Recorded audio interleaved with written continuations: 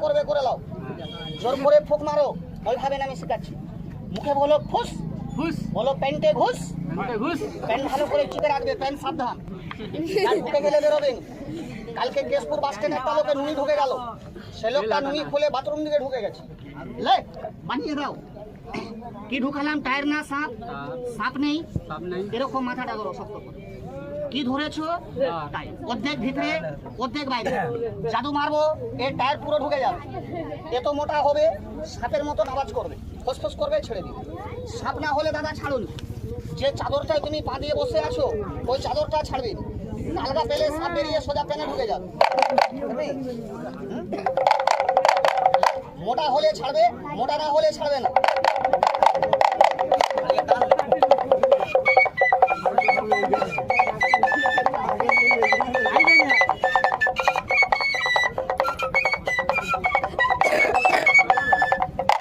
দাদা মোটা হচ্ছে না, মোটা হয়নি, যেরকম ছিল সেরকমই আছে।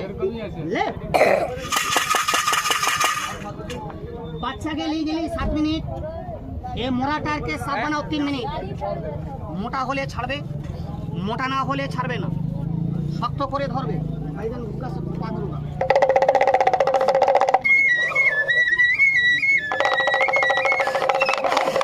মোটা হলে ছাড়বে, মোটা হলে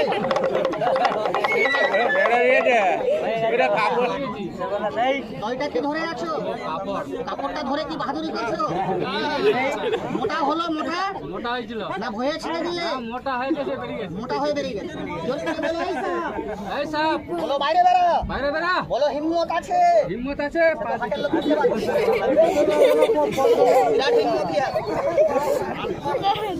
এই সাপ তোমাকে দেখাবো না, সবাইকে, সবাইকে দেখাও। কেন সবাই দেখবো বলে এসেছে, আর আমি দেখাবো বলে, তাহলে কোনো ভয় নেই। আমি একটা গন্ডি মারছি।